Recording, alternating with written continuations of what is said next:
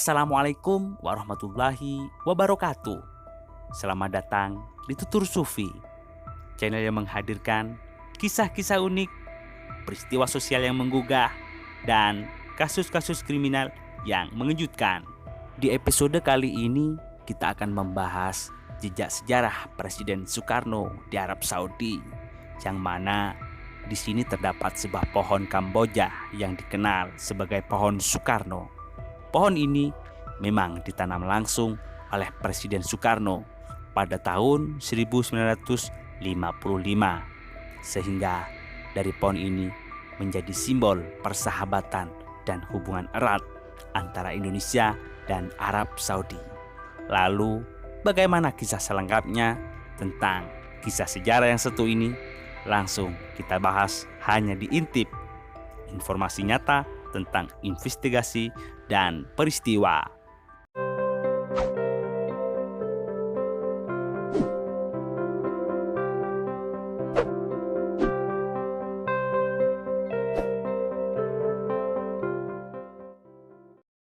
Sebelum dilanjut, mari kita bantu channel ini berkembang dengan cara mengeklik tombol subscribe, lalu nyalakan lonceng notifikasinya agar kalian bisa cepat mendapatkan inspirasi dari sebuah informasi.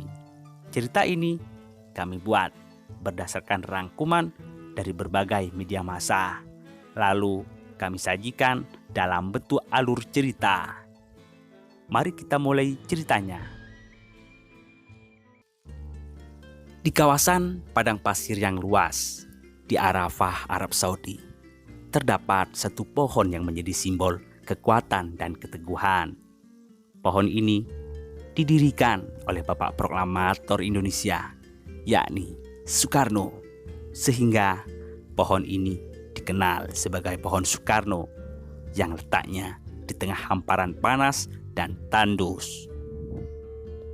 Pohon ini bukan hanya sebuah titik hijau yang menonjol di antara pasir, tetapi juga memiliki kisah mendalam tentang bagaimana Bung Karno di tengah perjuangannya menemukan ketenangan dan inspirasi di bawah naungan daun-daunnya yang rimbun. Pohon ini ditanam pada tahun 1955 saat Presiden Soekarno menunaikan ibadah haji pertama ke Tanah Suci Mekah. Perjalanan ini bukan hanya sebuah kewajiban spiritual bagi seorang muslim, tetapi juga sebuah perjalanan yang penuh makna bagi seorang pemimpin yang selalu peduli pada rakyatnya. Soekarno dengan segala kesibukannya memimpin negara yang baru merdeka, menemukan ketenangan dan kebijaksanaan dalam ziarah ini. Ketika Soekarno tiba di Mekah, ia disambut dengan hangat oleh warga setempat dan para pejabat kerajaan Arab Saudi. Suasana penuh hormat dan kekaguman menyelimuti setiap langkahnya. Sebagai seorang pemimpin yang karismatik, Soekarno tidak hanya dihormati oleh rakyatnya, tetapi juga oleh umat muslim di seluruh dunia. Suatu hari, selama pelaksanaan ibadah haji, Soekarno dan rombongannya berangkat menuju Padang Arafah, yang mana tempat ini sangat penting dalam ritual ibadah haji. Di sini, jamaah berkumpul untuk melaksanakan wukuf, sebuah ritual yang dianggap sebagai puncak dari ibadah haji. Namun, pemandangan yang dilihat oleh Soekarno sangat berbeda dari yang ia bayangkan. Padang Arafah yang luas tampak sangat tandus dan gersang. Tidak ada pepohonan yang memberikan keteduhan, hanya hamparan tanah yang kering dan panas. Panas matahari di Padang Arafah sangat menyengat hingga mencapai suhu kurang lebih 38 sampai 42 derajat Celcius, itu pun pada di siang hari. Para jemaah haji dari seluruh dunia tampak berjuang keras melawan panas terik ini. Beberapa dari mereka mendirikan tenda-tenda kecil untuk berlindung, tetapi keteduhan yang diberikan sangat terbatas. Melihat kondisi ini, hati Soekarno tergerak. Ia merasakan penderitaan para jemaah yang harus beribadah dalam kondisi yang begitu sulit. Dalam perjalanan pulangnya dari Padang Arafah, Soekarno terus merenungkan apa yang bisa ia lakukan untuk membantu para jamaah. Bagaimana mungkin ribuan umat muslim harus beribadah dalam kondisi seperti itu? Pertanyaan ini terus mengusik di pikirannya hingga sebuah ide brilian itu muncul, yakni menanam pohon di Padang Arafah. Ide ini tampak memang terlihat sederhana, tetapi mengingat kondisi tanah yang sangat kering dan tidak subur, itu adalah sebuah tantangan besar. Setelah kembali dari perjalanan haji, Soekarno mengundang beberapa ahli pertanian dan lingkungan untuk berdiskusi. Mereka mengadakan pertemuan di Istana Negara, di mana Soekarno menyampaikan visinya tentang penghijauan Padang Arafah. Para ahli yang hadir tampak terkejut dengan ide tersebut. Menanam pohon di padang pasir adalah sesuatu yang hampir tidak pernah terdengar. Namun, Soekarno dengan keyakinannya yang kuat meyakinkan mereka bahwa dengan usaha dan teknologi yang tepat, hal ini bisa dilakukan.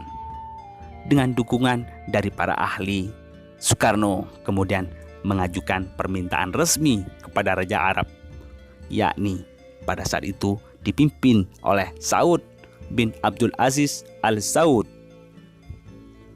Permintaan ini disampaikan melalui surat diplomatik yang penuh dengan harapan dan keinginan untuk membantu sesama muslim. Raja Saud yang terkesan dengan semangat dan visi Soekarno menyetujui permintaan tersebut. Mereka kemudian mulai merencanakan langkah-langkah untuk mewujudkan ide tersebut. Tantangan pertama adalah mencari solusi agar pohon bisa tumbuh di tanah yang begitu tandus. Jawabannya adalah dengan mendatangkan tanah subur dari luar negeri. Tanah subur ini diimpor dari Indonesia dan Thailand, dua negara yang terkenal dengan tanahnya yang kaya nutrisi.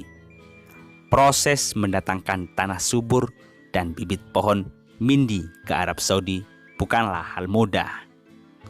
Butuh koordinasi yang cermat dan kerjasama antar negara. Namun, dengan kerjasama antara Indonesia dan Arab Saudi, ribuan bibit pohon mindi berhasil ditanam di lahan seluas 1.250 hektar di Padang Arafah. Proses penanaman ini memerlukan kerja keras dan ketekunan dari banyak pihak. Para pekerja di Arab Saudi bekerja siang dan malam, menggali lubang, menyiapkan tanah, dan membibit pohon satu persatu. Bibit pohon mindi yang awalnya kecil, lambat laun berubah menjadi pohon-pohon rindang dan kokoh. Proses pertumbuhan ini juga diawasi oleh para ahli yang memastikan bahwa pohon-pohon tersebut mendapatkan perawatan yang tepat. Keberhasilan ini tidak hanya berhenti di Padang Arafah. Pohon-pohon mindi yang kemudian dikenal dengan nama pohon Soekarno.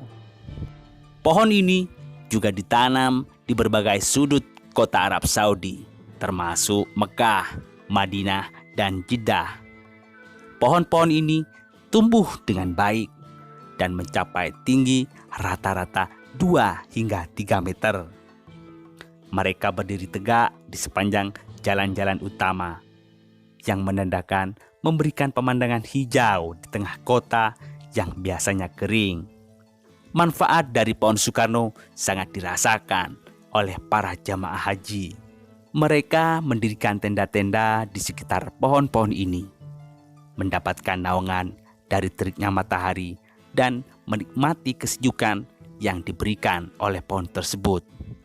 Pohon-pohon ini menjadi tempat berteduh yang sangat berharga bagi para jemaah yang datang dari seluruh dunia. Keberadaan pohon Soekarno tidak hanya memberikan manfaat fisik, tetapi juga menjadi simbol dari visi dan kepedulian Soekarno terhadap kemanusiaan. Ia menunjukkan bahwa dengan tekad yang kuat dan tindakan nyata, kita bisa membawa perubahan yang berarti, bahkan di tempat yang paling sulit sekalipun. Pohon-pohon ini menjadi saksi bisu dari usaha keras dan ketulusan seorang pemimpin yang berani bermimpi besar dan mewujudkannya. Seiring berjalannya waktu, pohon-pohon Soekarno tetap tumbuh subur dan terus memberikan manfaat bagi jutaan jamaah haji. Cerita tentang bagaimana pohon-pohon ini bisa tumbuh di tengah padang gersang terus diwariskan dari generasi ke generasi. Mereka menjadi bukti nyata bahwa visi besar dan tindakan nyata dapat membawa perubahan yang berarti, memberikan keteduhan dan kesejukan di tengah panasnya padang Arafah. Suatu hari, di sebuah tenda yang didirikan di bawah naungan pohon Soekarno, sekelompok jemaah haji dari berbagai negara berkumpul. Mereka saling bertukar cerita tentang perjalanan haji mereka. Salah satu jemaah, seorang pria tua dari Indonesia, mulai menceritakan kisah tentang pohon-pohon yang menaungi mereka. Dulu tempat ini sangat tandus, katanya sambil menunjuk ke arah pohon-pohon yang berdiri tegak di sekitar mereka. Presiden pertama kami, Soekarno, adalah orang yang memiliki ide untuk menanam pohon-pohon ini. Para jemaah yang mendengarkan terlihat terkejut dan tertarik. Mereka ingin tahu lebih banyak tentang cerita ini. Pada tahun 1955, lanjut pria tua itu, Soekarno menunaikan ibadah haji dan merasakan prihatin melihat kondisi padang Arafah yang gersang. Beliau kemudian meminta izin kepada Raja Arab Saudi untuk menanam pohon di sini. Awalnya banyak yang meragukan apakah pohon bisa tumbuh di tanah yang tandus ini. Tapi Soekarno yakin dengan usahanya. Seorang jemaah dari Pakistan lalu menimpali, bagaimana cara mereka menanam pohon di tanah yang tandus ini? Pria tua itu tersenyum dan menjelaskan, tanah subur didatangkan dari Indonesia dan Thailand. Dengan tanah yang kaya nutrisi ini, ribuan bibit pohon mindi ditanam di sini. Butuh waktu dan usaha yang keras, tetapi akhirnya pohon-pohon itu tumbuh dan memberikan keteduhan seperti yang kita nikmati sekarang. Tidak lama dari penjelasan pria tua itu, lalu seorang wanita muda dari Turki bertanya, apakah pohon-pohon ini hanya tumbuh di padang Arafah? Tidak, jawab pria tua itu. Pohon Soekarno juga ditanam di berbagai kota lain di Arab Saudi seperti Mekah, Madinah, dan Jeddah. Pohon-pohon ini tidak hanya membantu para jamaah haji, tetapi juga memberikan keindahan dan kesejukan di kota-kota yang biasanya kering. Percakapan terus berlanjut, dan para jemaah merasa kagum dengan visi dan usaha Presiden Soekarno. Mereka sepakat bahwa ketulusan dan tekad Soekarno adalah contoh nyata bagaimana satu orang bisa membawa perubahan besar yang bermanfaat bagi banyak orang. Hari itu, di bawah naungan pohon Soekarno, para jemaah dari berbagai belahan dunia merasa terhubung oleh kisah yang inspiratif ini. Lalu mereka merasa lebih bersyukur dan terinspirasi untuk membawa kebaikan di tempat mereka masing-masing. Pohon Soekarno tidak hanya menjadi pelindung dari terik matahari, tetapi juga simbol dari harapan, kerja keras, dan ketulusan seorang pemimpin yang mencintai rakyatnya dan ingin membuat dunia menjadi tempat yang lebih baik. Kisah Pohon Soekarno terus hidup dalam cerita-cerita yang disampaikan dari mulut ke mulut, menginspirasi para generasi dan ke generasi. Pohon-pohon ini berdiri tegak sebagai bukti nyata bahwa dengan visi besar dan usaha keras, bahkan padang pasir yang tandus bisa berubah menjadi tempat yang penuh kehidupan, yang penuh manfaat. Tahun-tahun berlalu dan proyek penghijauan Padang Arafah menjadi sebuah inspirasi bagi banyak ilmuwan dan para peneliti. Setelah pohon-pohon Soekarno menyebar di seluruh kota-kota Arab Saudi, universitas terkemuka di Arab Saudi mulai tertarik untuk meneliti teknik-teknik yang digunakan untuk menanam pohon di tanah yang tandus. Penelitian ini tidak hanya membantu memperbaiki metode penanaman di Arafah, tetapi juga membuka jalan bagi proyek-proyek serupa di daerah-daerah kering lainnya di seluruh dunia. Salah seorang ahli botani di salah satu kampus Universitas King Abdul Aziz memimpin sebuah tim peneliti yang berfokus pada pengembangan teknik irigasi dan pemupukan yang lebih efisien. Mereka menggunakan teknologi canggih seperti sensor, kelembaban tanah, dan sistem irigasi tetes untuk memastikan pohon-pohon mendapatkan jumlah air dan nutrisi yang tepat. Proyek ini tidak hanya berhasil menjaga kelangsungan hidup pohon Soekarno, tetapi juga meningkatkan pertumbuhan dan kesehatan masyarakat setempat. Keberhasilan proyek penghijauan ini membuat pohon Soekarno menjadi simbol global dari usaha konservasi dan penghijauan. Organisasi lingkungan internasional mulai mengakui pentingnya proyek ini dan menjadikannya model untuk inisiatif penghijauan di wilayah kering lainnya. Beberapa negara di Afrika dan Timur Tengah mulai menerapkan metode serupa untuk mengatasi masalah desertifikasi dan meningkatkan kualitas hidup penduduknya. Para aktivis lingkungan dari berbagai belahan dunia datang ke Arab Saudi untuk melihat langsung keberhasilan proyek ini. Mereka mengadakan konferensi, workshop, dan program pendidikan yang bertujuan untuk menyebarkan pengetahuan dan teknik-teknik yang digunakan di Padang Arafah. Pohon Soekarno menjadi topik utama dalam banyak diskusi tentang perubahan iklim, konservasi air, dan keberlanjutan. Di Indonesia, kisah pohon Soekarno diajarkan di sekolah-sekolah sebagai bagian dari pelajaran sejarah dan lingkungan. Guru-guru menceritakan bagaimana presiden pertama mereka berjuang untuk membuat perubahan yang berarti, meskipun menghadapi banyak rintangan. Anak-anak belajar tentang pentingnya visi, ketekunan, dan kerja keras untuk mencapai tujuan yang besar. Setiap tahun, siswa-siswa dari berbagai sekolah di Indonesia mengadakan kegiatan menanam pohon sebagai bentuk penghormatan terhadap warisan Presiden Soekarno. Mereka menyebut kegiatan ini sebagai Hari Menanam Pohon Soekarno, yang biasanya diadakan pada hari ulang tahun Sang Proklamator. Kegiatan ini tidak hanya meningkatkan kesadaran lingkungan, tetapi juga memperkuat rasa bangga dan cinta tanah air. Selain itu, kisah pohon Soekarno mengajarkan banyak pelajaran berharga.